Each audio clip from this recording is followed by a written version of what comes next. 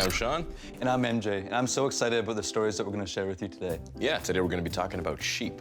Now, I don't have too much experience with sheep, being that I grew up in the city. What about you? Well, I don't have too much either, but there was this one time when I was traveling in New Zealand, and I don't know if you know, but there's sheep everywhere in New Zealand. I didn't. And we were hiking up the side of the mountain, and we thought it would be funny if we chased the sheep down the side of the mountain, flailing our arms, screaming, "Bah!" Okay, let's check out today's God story to see why we're talking about sheep.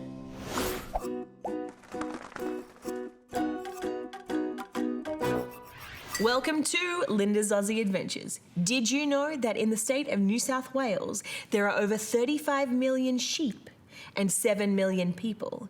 That's about 5 sheep for every man, woman, and child.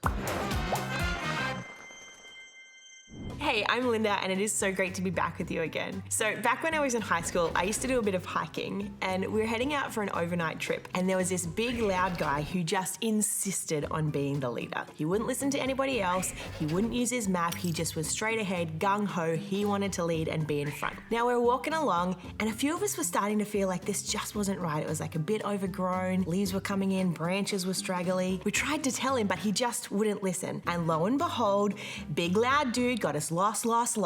We ended up 3 hours late to our campsite that night. And let me tell you, we were not impressed. We were setting up our tents in the rain, in the dark, and I can guarantee you, he did not lead the next day. Look, now following a subpar leader is not great. I would not recommend it. But something really great when I think about following Jesus is that there is absolutely nothing subpar about him. He is fantastic. He's just the best. And that leads me to today's big idea that Jesus is the Good Shepherd. Today we are beginning a new series called Arise from the book of John. Arise means to get up, to begin. So come on, let's begin. So Jesus is with his disciples, and the crowds kept gathering to him. There was something so interesting and curious about Jesus that no matter where he went, people kept flocking to him. So he started to tell them a story about a sheep pen. Which I know sounds a little bit weird, be strange to me too, but often Jesus would speak about things in the culture that people would understand, and these people understood sheep. So Jesus says, "I tell you the truth," which is his way of emphasizing that what he's about to say is really important. He explains that anyone who sneaks over the wall of a sheep pen is clearly a thief or a robber. The shepherd would enter the pen through the gate. The gatekeeper would recognize the shepherd. The shepherd calls his sheep by name, and they follow him because they know his voice. See, sheep won't follow a stranger's voice, they'll just run away from them. But when Jesus shared this with the people who were listening, they just didn't really understand it. So he explained it to them. Let's read Jesus' words. "I tell you the truth, I am the gate for the sheep. All who came before me were thieves and robbers, but the true sheep did not listen to them. Yes, I am the gate. Those who come in through me will be saved. They will come and go freely and will find good pastures. The thief's purpose is to steal and kill and destroy. My purpose is to give them a rich and satisfying life." Jesus is saying that he is the gate for the sheep. He keeps them safe and he gives them a rich and full life. Oh, and we're the sheep, just in case that wasn't obvious. The thief, that's Satan, and he tries to kill, steal, and destroy. But Jesus goes on to say that he, Jesus, is the good shepherd. And one really key thing about a good shepherd is that a good shepherd will sacrifice his life for his sheep. Somebody who's just a hired helper, when a wolf comes, he's gonna scatter, he's gonna run away because his life is more important to him than the sheep. He's not their shepherd. So the wolf attacks the sheep and the flock scatters. But Jesus, who's the good shepherd, knows his sheep. Just like God the Father knows Jesus and Jesus knows the Father. And so the good shepherd sacrifices his life for his sheep. He also says that he has other sheep in other sheep pens that he will call, and they will come and be part of one flock with one shepherd. These other sheep he's talking about are Gentiles or non-Jewish people. Then Jesus says, "The Father loves me because I sacrificed my life so I may take it back again. No one can take my life from me. I sacrifice it voluntarily, for I have the authority to lay it down when I want to, and also to take it up again. For this is what my Father has commanded." A good shepherd will do just about anything to make sure that his sheep are kept safe. Jesus lived a life here on earth as the very best shepherd. He taught his flock what his voice sounded like and made sure that they knew him. He loved his sheep so much that he sacrificed his life to protect them from the thieves and from the wolves. This is what Jesus did for you and for me. And so when I tell you that Jesus is the good shepherd, you can absolutely know that he is. But what does that mean for how we live our lives today? Well, sheep follow their shepherd closely because the shepherd knows the best places for them to go. Following the shepherd means that they will always have help when trouble comes their way, and that they're less likely to get in trouble in the first place. Now, I'm not going to tell you that following Jesus means that trouble will never come your way, because trust me, that is just untrue. But when trouble does come your way, Jesus is with you as the shepherd, and he will show you the best places to go. And Jesus said that his purpose is to give us a full and satisfying life, and that is such good news. It's been great hanging out with you, and I'll see you next time.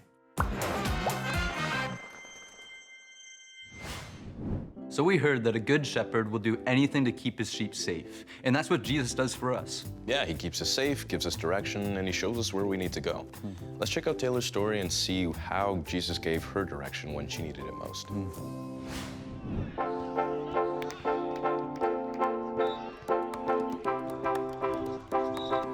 I love a good latte, I love shopping, and I hate clowns. I love playing sports. Volleyball is definitely one of my favorites to play, and I also am an avid runner, so just being outside, running outside within the nature that God's created is definitely one of my favorite things.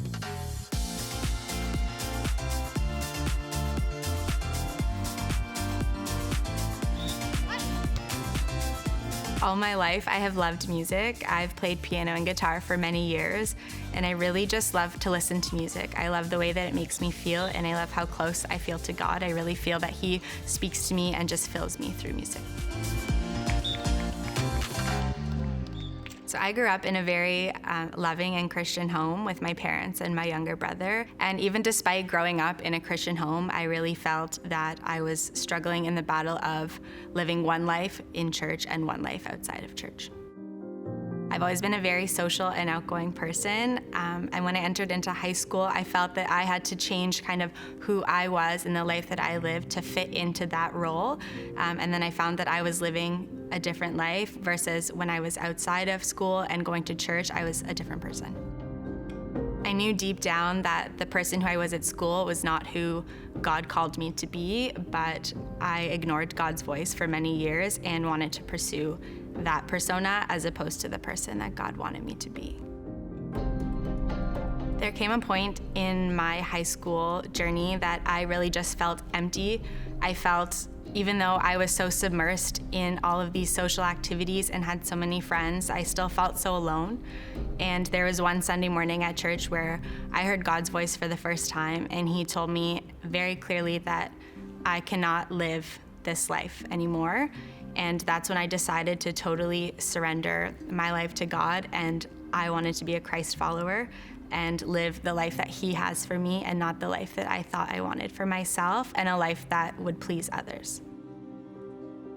I had to end these friendships, and so that meant distancing myself completely, and on weekends that meant staying home and watching a movie with my parents and not going out and being involved in these social gatherings.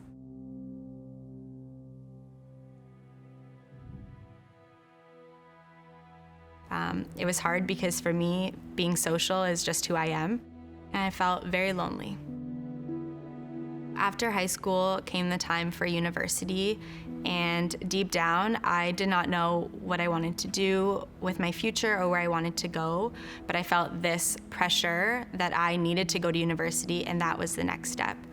So I went into a program that I didn't really love, and I was just not passionate about it. I didn't enjoy it, and I dreaded it. After a year and a half at university, I knew that this wasn't for me, and I struggled with the fear of feeling like I was disappointing my parents and that I would be a failure for leaving university, but I did. So when I left university, I prayed and I said, God, I want to love what I study, and I want to go somewhere that I love, and I would really love to just make solid, lifelong friends. So this was the first time in my life that I really had to give something to God and say, God, I'm giving this to you and I am trusting you with the direction of where this goes.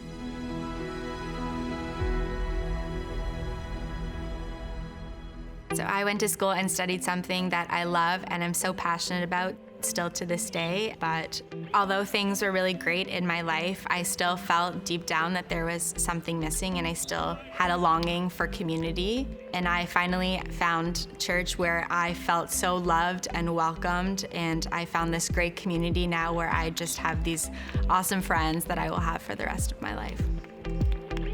So now in church, not only do I have this awesome community, I am a youth leader and I play piano and guitar for the worship team.